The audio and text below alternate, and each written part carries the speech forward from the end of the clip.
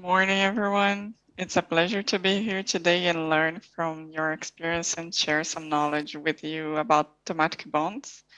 And I also thank PEMNA very much for inviting us and giving us this opportunity to talk about such an interesting topic.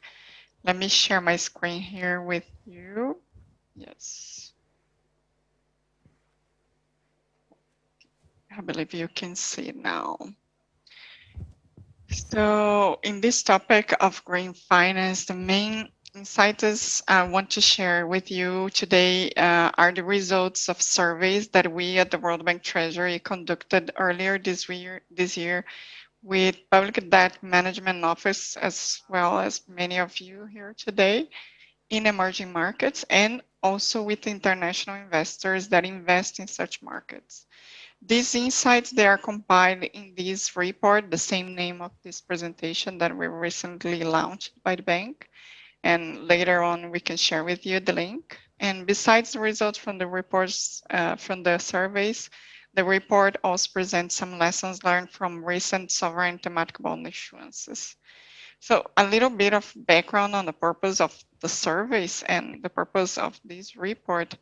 Mobilizing the large amounts needed to fund SDGs and NDCs that we all know requires creating alternatives to traditional forms of financing. So these bonds, thematic bonds, which include green, social, sustainability, and sustainability-linked bonds, are one of the financial solutions being used to raise such funds, especially right now of interest of sovereigns. And as we are going to see, this thematic bond market has grown lately, and there is a strong interest from investors that we saw in our surveys. However, sovereigns are still a small fraction and are not taking advantage of this momentum of the capital markets. So to better understand what are the barriers and what are the challenges that sovereigns face when issuing thematic bonds in emerging markets, we decided to check with DMOs and investors their perspectives. So we heard from both sides of this market, the supply and demand, and I'll share with you today some of the main takeaways of our report. So this is our agenda. We want to share a brief overview of this thematic bond market, the results from our surveys, and some lessons learned from past sovereign thematic bond issuances. So a little bit about the state of the thematic bond market. So since the issuance of the first green bond by the World Bank in 2008, this market has expanded significantly, and in September of this year, it reached $3.5 trillion in bond issued. In 2021 alone, issuances almost doubled the 2020 amount, reaching $1.1 trillion. Green bonds are the preferred instrument and comprise the largest portion, and emerging markets are still a small fraction of the total market. Only 15% was issued by emerging markets. However, we noticed that interest is growing. Issuances in 2021 more than tripled the amount in 2020, and the 131 billion issued the first 9 months of this year represent almost triple the amount issued in 2020. Talking about sovereign issuances, Poland was the first nation to issue in this market in 2016. And after that, as of September this year, we have a total of 40 sovereigns that have tapped this market, and more have come since then, such as Uruguay with the SLB issued in October, for instance. And others are planning to issue as well, such as Brazil, who is preparing, as well as India. Sovereign issuances have grown, and in 2021, they reached almost triple the amount issued in 2020. So of these 40 sovereigns that I mentioned, only 18 are emerging markets. So you can see here in this map a little bit of color, or where are these issuers. So Chile is the issuer with the highest amount in thematic bonds, 33 billion so far, and also the only one to have issued all types of bonds. On the surveys,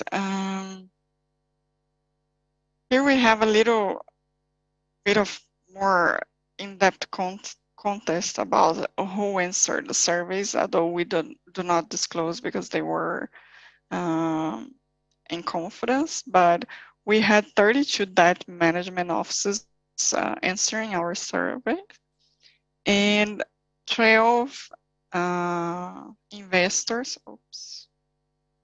that together they manage 20 trillion in assets.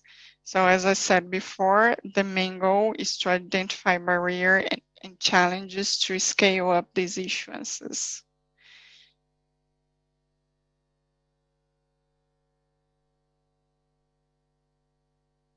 So the first question that we were interested was to understand the reasons that lead countries to seek thematic bond issuances and reasons that might prevent them from doing so.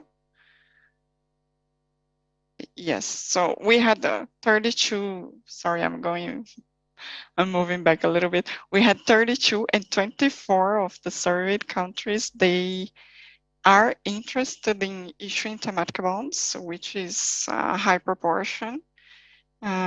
They are in different stages of the process. As we can see here in the chart, some are still in the initial stage of exploring the topic, and others are more advanced by developing frameworks or identifying projects that will be eligible for the issuances.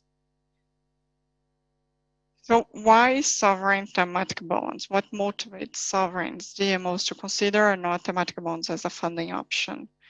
So among the findings for this question, what stood out is that the diversification of the investor base was the most popular reason to issue thematic bonds.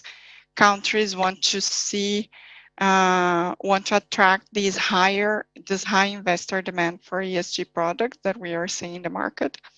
DMOs also see that such bonds signal the country's commitment to sustainability, which is interesting because this shows that DMOs are incorporating ESG concerns into their debt sustainability mandate.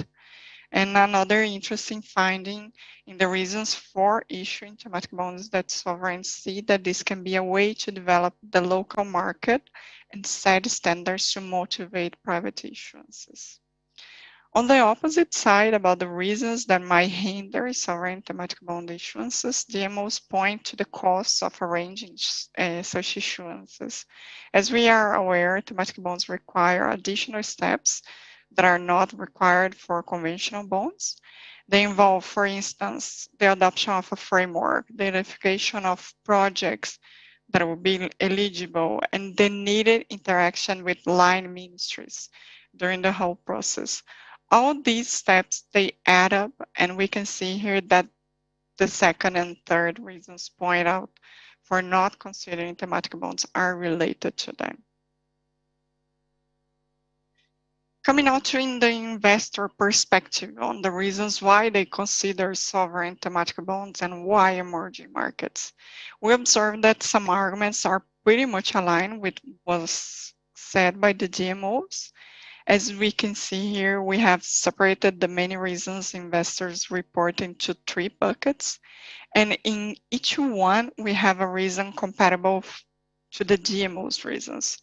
For instance, investors also seek such bonds to diversify their portfolio.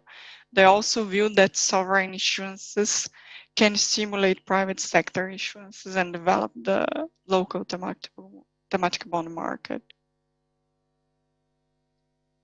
However, as sovereigns face some difficulties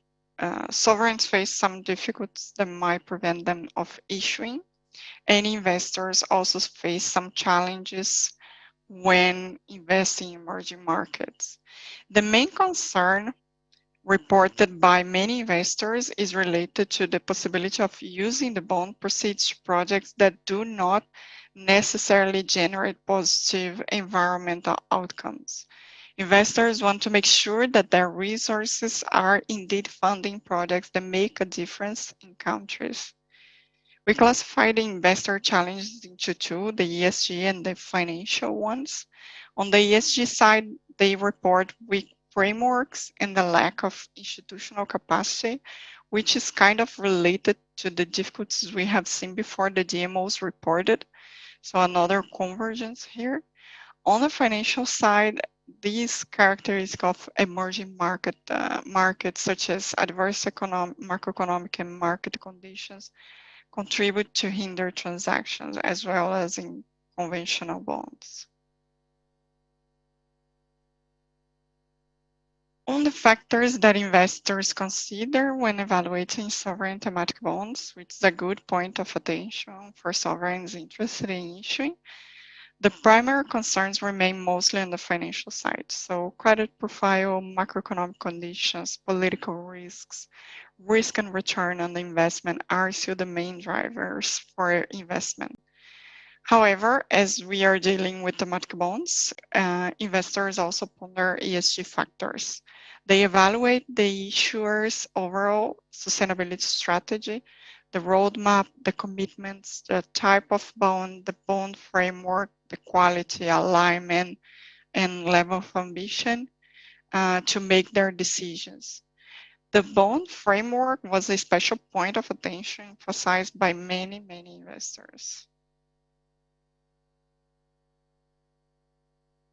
Our team also asked DMOs and investors what bond characteristics they are interested in, and results show convergence again.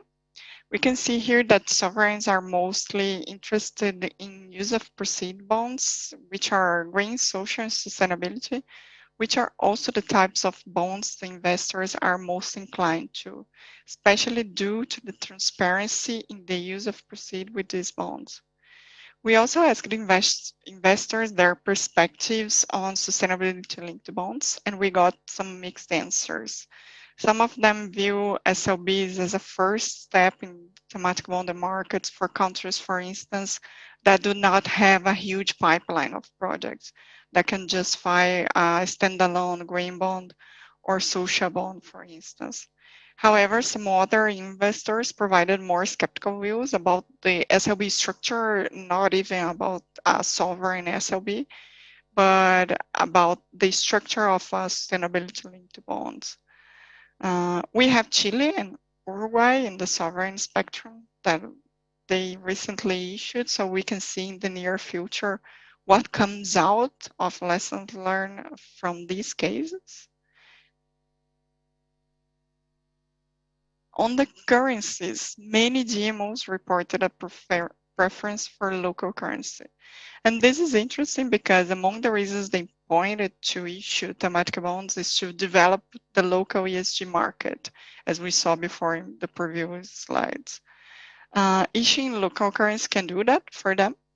However, they do report the intention of issuing in hard currencies also, such as dollar and euro. Investors, on the other hand, they provided mixed views on the currencies, with some open to local currencies and others reporting more strict mandates to hard currencies only. These results from investors show that there is a space for a variety of bonds, actually. On the maturities, there's also a preference for longer and shorter tenors, so it's very mixed.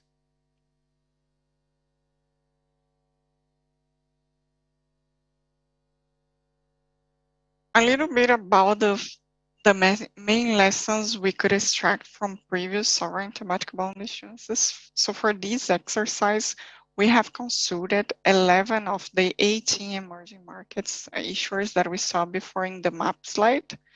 And we extracted lessons about 4 different topics from these issuances.